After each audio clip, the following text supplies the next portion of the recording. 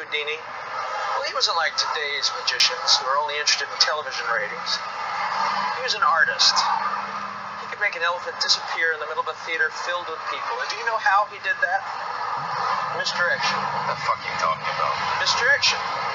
What the eyes see and the ears hear, the mind believes. And you know what, YWC? You got a lot of explaining to do with that misdirection you trying to feed the professor here.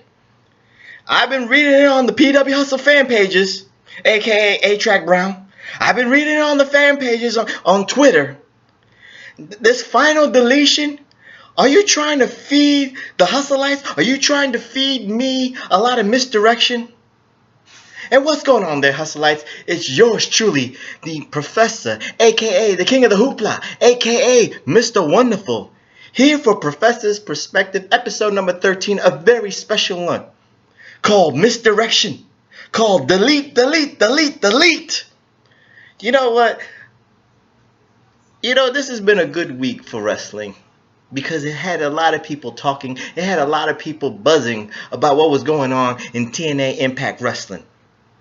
And the professor has to put his 2 cents in on this final deletion between broken Matt Hardy and brother Nero, Jeff Hardy. And before I get into that, the reason I want to call this the misdirection episode is because, you know what? I'm gonna say this very crystal clear, because I'm not trying to misdirect you, Hustleites. But you know what? A-Track Brown has always said this one line over and over again, either on the PW Hustle podcast on Podbeam or on the YouTube. You got to check it out. Or he has said this on fan pages, and I've seen it. I've seen the documents, and I will back him up on this. But after seeing the misdirection, aka the final deletion between Hardy and Hardy, his statement has reigned true. And A-Track Brown has always said this. People should really love the wrestlers for what they do in the ring. But after last night, it's not about final deletion. It really isn't. It really isn't about Matt Hardy and Jeff Hardy. It really is about company allegiance. It really is. It doesn't matter. Everybody, was praising not only final deletion, but really praising the company allegiance of Total Nonstop Action, of Impact Wrestling, for what they did, for going out the box, for trying something new. Everything was all praises to the wrestling company. Now, certain people within the wrestling industry, aka Chris Jericho or Mick Foley, or people within the business, gave, Matt Hardy and Jeff Hardy their just due of a great segment of Final Deletion on Impact Wrestling. And I will get to my critique of Final Deletion in a second, but I just wanted to say this statement loud and clear, because this is a lot of misdirection out there. No matter if you are a WWE fan or you're a TNA fan, you have to be a wrestling fan in general.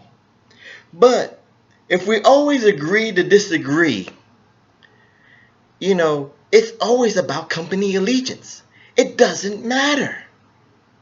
Because sooner or later, and it's going to be sooner because the reports are out there, that, there's been stories about Bray Wyatt and the Wyatt family kind of like knocking off a little bit of this final deletion for the New Day, as the New Day might go to the Wyatt family compound and do something, out the box or anything. And you know what's going to be funny and very hypocritical about the IWC YWC when the reviews come out? First of all, I already know half of the reviews because of the misdirection, because of the company allegiance, because of the hatred of the empire that will be called the WWE. And this is not me trying to defend the WWE. This is not me trying to be a WWE fanboy, but it's calling people out on the bullshit and the hypocrisy of people who think they are objective. No, you're not. You are subjective. So my point is this. If the Wyatt family or if WWE writers themselves are going to knock off this, number one, I'm not going to say that it's an original idea. They stole the concept from TNA. They stole an idea from TNA, and I will not ignore that. It will happen.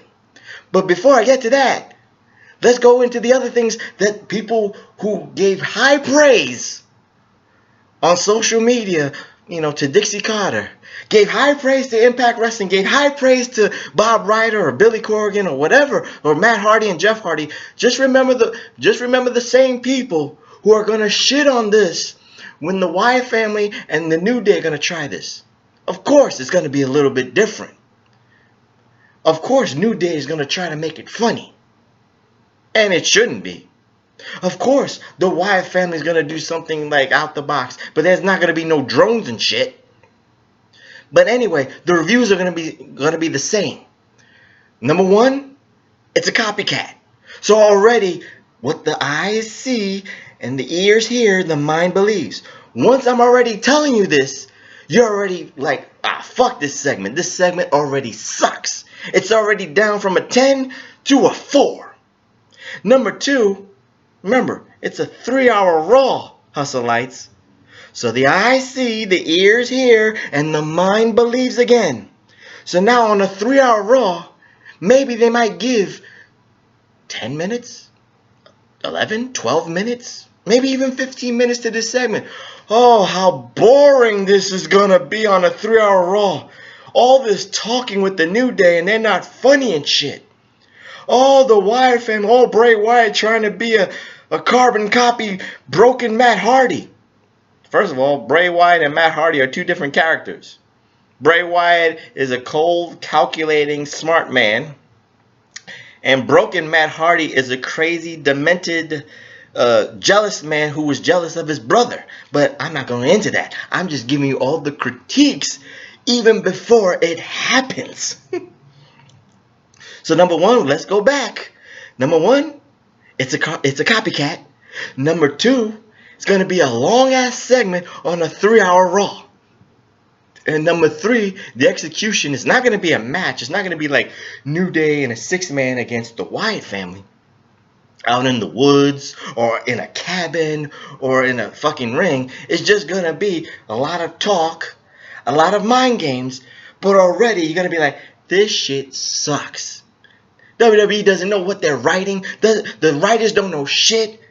They need to take lessons from TNA.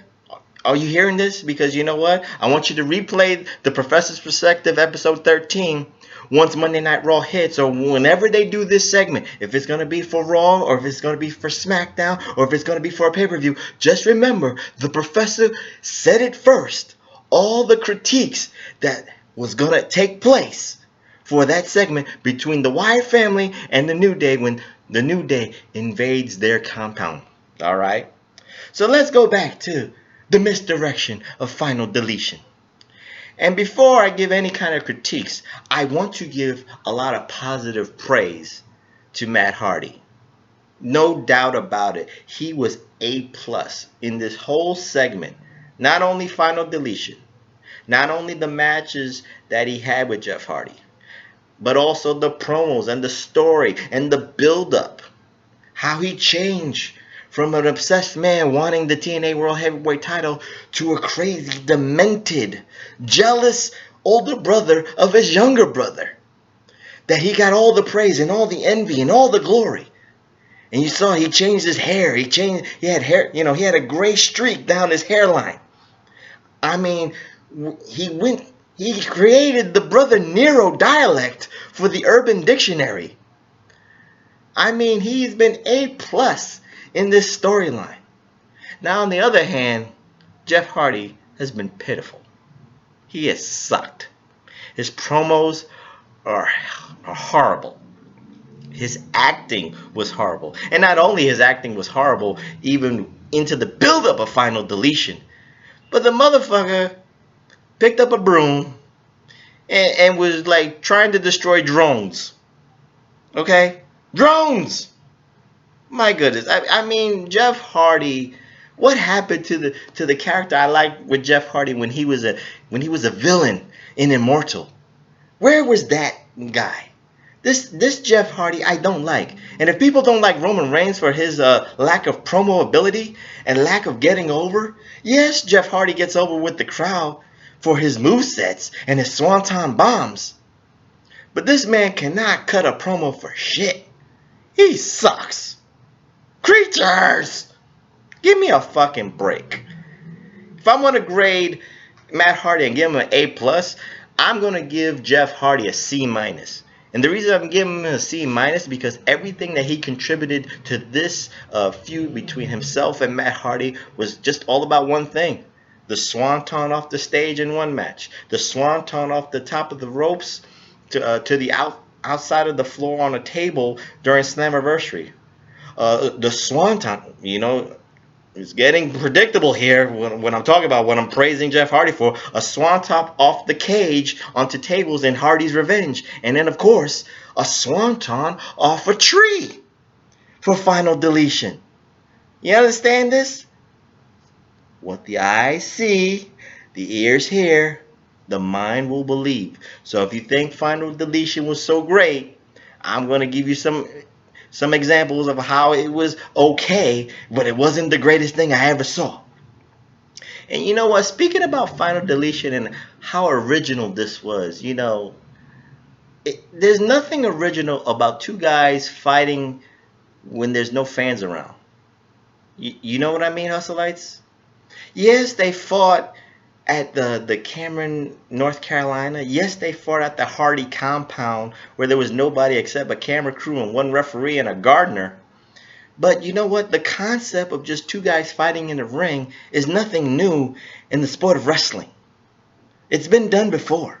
It's called an empty arena match. If you don't know it, Google it. Jerry Lawler and Terry Funk did it. And fuck it, TNA has done it twice on Impact Wrestling. Did you forget? Did you forget Sting and Kurt Angle? They fought in an empty arena with just the camera crew and a referee and the main event Mafia just looking. Did we forget the Young Bucks and Motor City Machine Guns in an empty arena tag team match? So there's nothing new to the concept of fighting in front of nobody. It's been done before, so it's not original. The only thing they did was just a change of venue. The things that they added that was funny, and just remember, a lot of this shit is so funny in a bad way that it is so ridiculous that everybody just kept loving the segment of Final Deletion.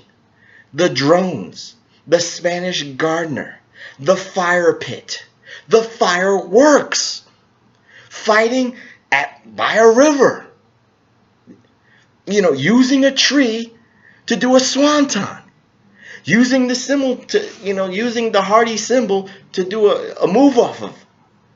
Okay, there's nothing. How should I put it? As much as out the box it is, it was just so out the box ridiculous too. That's what it is. It's like you could go. Everybody had a funny reaction to this. EC3 had a funny reaction to this. Grado had a funny reaction to this. People from Wrestling with Regret, when they watched this, had a funny reaction. And that's what it was based upon, a funny reaction. Now, I don't mind that. It's, something different, something new. I give them all the props in the world. But you know what? The professor always has got to give you the other side because, as I've always said, I'm a very objective person. And whatever's positive on one side, there's always a negative on the other side. And speaking of Final Deletion and the whole concept of fighting outside of a barn, did anyone notice? Well, if people have been looking at my Twitter handle, PROFPW Hustle on Twitter, you already know what I called this match. This wasn't Final Deletion. This was Roadhouse on Acid 2016 match. Because Matt Hardy and one of the TNA writers were watching a DVD copy of the Roadhouse movie, smoking that marijuana, and one of them said, you know what? I think we should just incorporate the Roadhouse fight scene at the barn in an upcoming Impact Wrestling episode. and someone smoking and getting the munchies was like, you know what?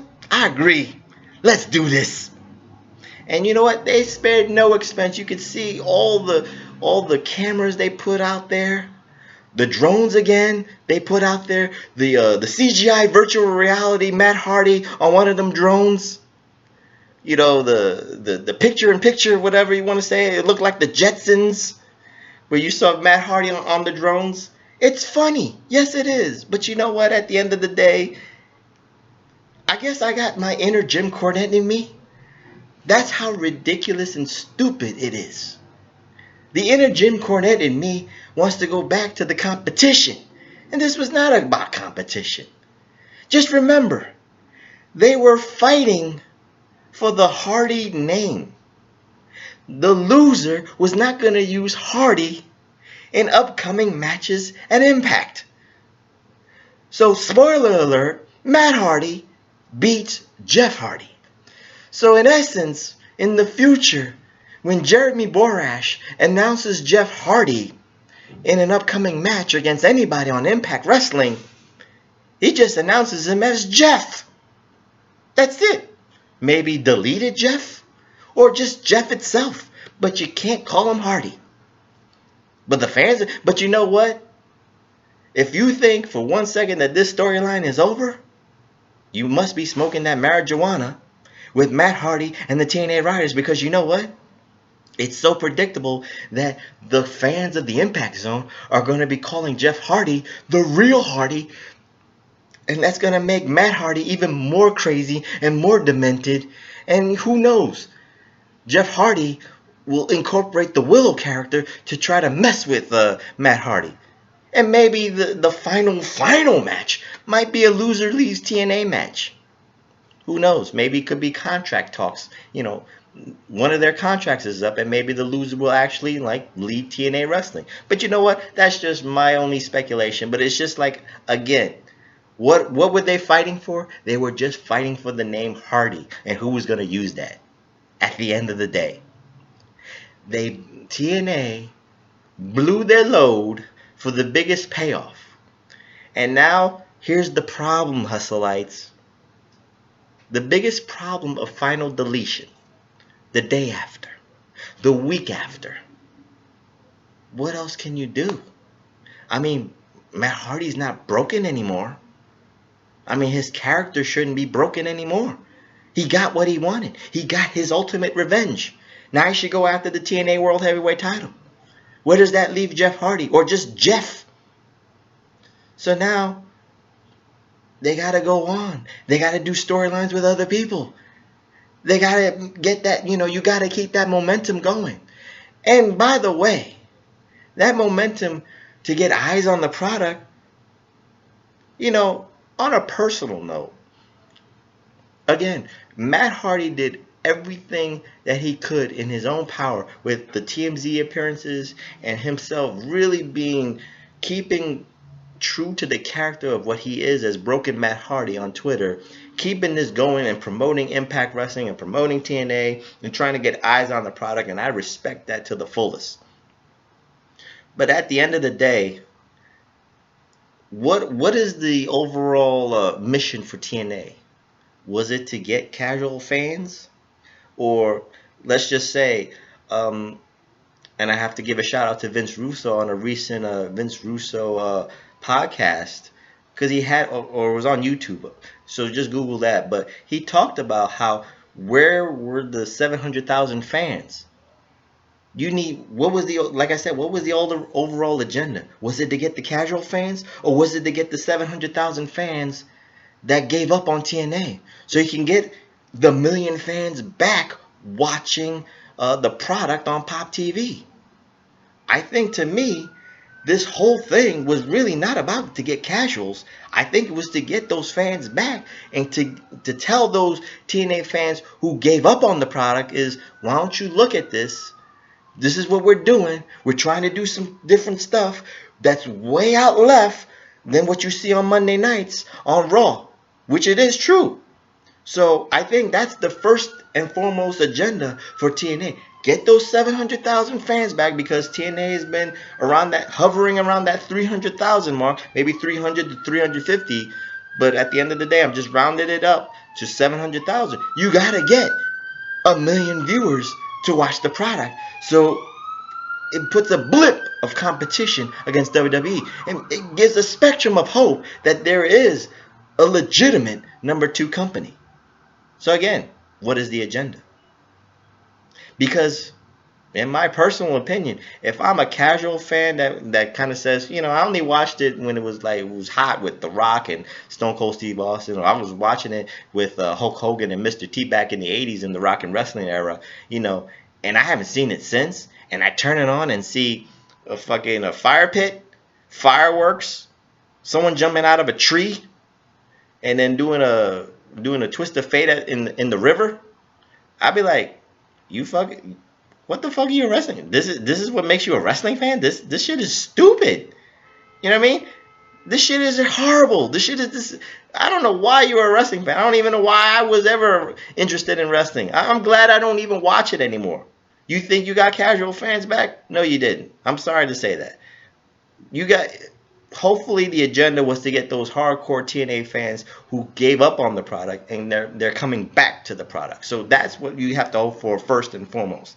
Fuck a casual fan right now for TNA. Get those 700,000 fans back, and I hope they did. And hopefully they go on a positive upswing.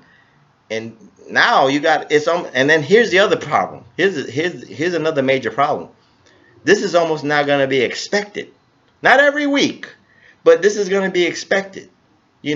What's going to be next? Maybe EC3 against Drew Galloway on the top of a mountain or something. Or on the bottom of the sea. You almost have to top yourself in obscurity, in ridiculousness, to do a storyline. Does TNA have the money to do that again? Again, they blew their load for Final Deletion. They blew their load to show the cinematography, and all the finances went into the Jeff Hardy and Matt Hardy. Can they repeat that again with 2 new people? Can they come up with the money to do that again? We don't know. Only time will tell. But I just wanted to give my little 2 cents of the misdirection that has been going on social media. I kind of kept quiet. I just wanted to read people saying how this is the match of the year, how this is so excellent than what we see on Monday Night Raw, which is half truth. Is just like I said. You're going to see a carbon copy of this with the Wyatts and the New Day. There's been a lot of speculation about that. And I won't doubt it if they do that, because they've been talking. They were kind of hinting on that this past Monday night on Raw. So I already told you what the reviews are going to be by the same people who gave it high praise that you follow on their own personal podcasts. Watch these motherfuckers come back once the New Day and Bray Wyatt do this shit, and they're gonna be like, this shit is stupid. This ain't even come close to Final Deletion, and it's not supposed to. It's supposed to be a variation. It's supposed to be their own direction to their storyline. It's not supposed to be a copy of whatever. It shouldn't be. It's like Lucha Underground. It's so organic, and it's so themselves. They're original for themselves. So I've always said that what Matt Hardy and Jeff Hardy were doing was a carbon copy of what Lucha Underground has already been doing. But the only difference between Lucha Underground's segments outside the ring and what Matt Hardy and Jeff Hardy were doing was that the commentators did not even know what was going on outside. Everything that they knew was going on, that they reported, was happening inside. Anything that happened in the ring or anything that was announced, they even acted like they didn't even know. And that was the one thing to me that I always liked. They kept it in the ring, and they kept it about the competition. And I'm talking about Lucha Underground. This Final Deletion, this Matt Hardy and Jeff Hardy saga, as weird as it is, again, you got to follow a formula of professional wrestling, which, number one, really doesn't have anything. And number two, again, where do you go from here? It was so out the box that they really fucked themselves over, because now you're going to compare every storyline, and either it's going to be A, boring, or B, humdrum compared to what they did with the Hardys. Now, again, like I said, you got to find the next two to do something weird, ridiculous, out the box, top yourselves. This is what happens with microwave IWC, YWC fans. It's the what have you done for me lately mentality. And that's sad. It really is sad that you don't let it play out, and you don't give like some wrestling, certain weeks of wrestling, just a little bit of a slow burn, and then let it build up again. But again, that's another story for another day. I'll talk about that on a future Professor's Perspective. But I just want to put my 2 cents in on Final Deletion, aka Misdirection. And before I go, make sure you hit that like button. Or make sure you hit that dislike button. But more importantly, hit that subscribe button to PW Hustle 1 and PW Hustle 2. Don't forget to follow my fellow hustleites, Billy Ray Valentine at OB1 You Know Me. And of course, A-Track Brown, the dirtiest of the city, at Pharaoh Fancy. And of course, you can follow me at PROF, PW Hustle. And also shout out to my Big Slam Nation brothers, Big Ray at Big Ray Show. The King of Old School, Bill Schuyler, you got the show. Fame Black, woo! Nature Boy Fame Black, at Fame Black, and OK Fame. And now before class is over for this special Professor's Perspective, in the theme of keeping with misdirection, there's been a lot of speculation about Brock Lesnar's SummerSlam opponent. And I don't like to speculate, and I don't like to read dirt sheets, because I already said on the PW Hustle podcast that I think Brock Lesnar's next opponent is going to be the winner of the Shield triple threat. Brock Lesnar is due for a title shot. And I think Dean Ambrose is going to win the three-way, and Dean Ambrose and Brock Lesnar are going to fight. It's going to be Dean Ambrose and Brock Lesnar 2. Now, people might not want to see that, but I just figured that's the only way to go. Brock Lesnar you can already build that storyline that Dean Ambrose never beat Brock Lesnar at WrestleMania, and now Brock Lesnar's due a title shot. But anyway, speaking of Brock Lesnar, and speaking of the misdirection, and speaking of how fans, when you keep hearing what they're saying over and over, and how excited about this potential match for Brock Lesnar is going to be, and if you haven't heard, the biggest speculation is that Randy Orton is going to be the guy fighting Brock Lesnar. And on paper, that's a great match. On paper, that's a double main event in itself. That's a high-end main event on any card. And especially for the number 2 pay-per-view in WWE in SummerSlam, Randy Orton and Brock Lesnar is a match that I would be interested in. There's only one problem. I'm not interested in a Brock Lesnar match of 2016. I'm not interested in that Brock Lesnar. Now, if this was Randy Orton now against Brock Lesnar of 2003 and 2004, where Brock Lesnar had more than one move, which was a German suplex, I would be then more interested. Have we forgotten, Hustleites? Again, what the eye see, the ear hears, the mind believes.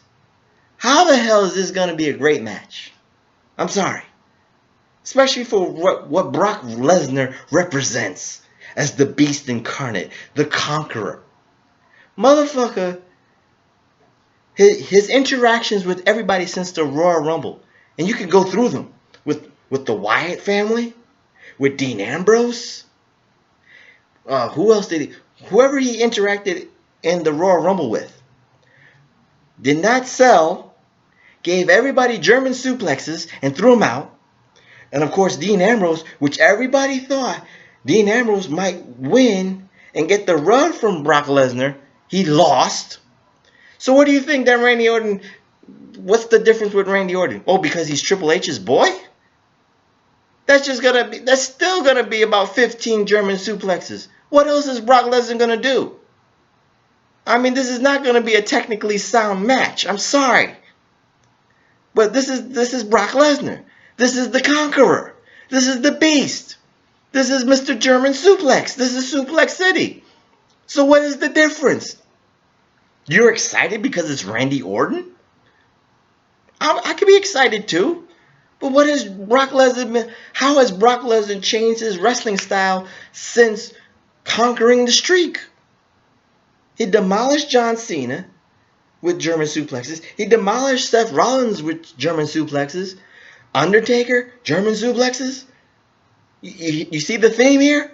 So what makes you think it's going to be any different that he's not going to suplex the shit out of Randy Orton? It's going to be a boring match. I'm sorry. Randy Orton's going to get a shot here or there, but it's not going to be the epic or match of the year kind of candidate that maybe people want to hope for or wish for. But again, it's always about that misdirection. What the eye see, the ear hears, the mind believes. And you know what? You heard that bell, right, class? Class is over, hustleites. And I'm about to go. So I hope you had a great 4th of July weekend. And don't forget to tune in to a future episode of the PW Hustle podcast.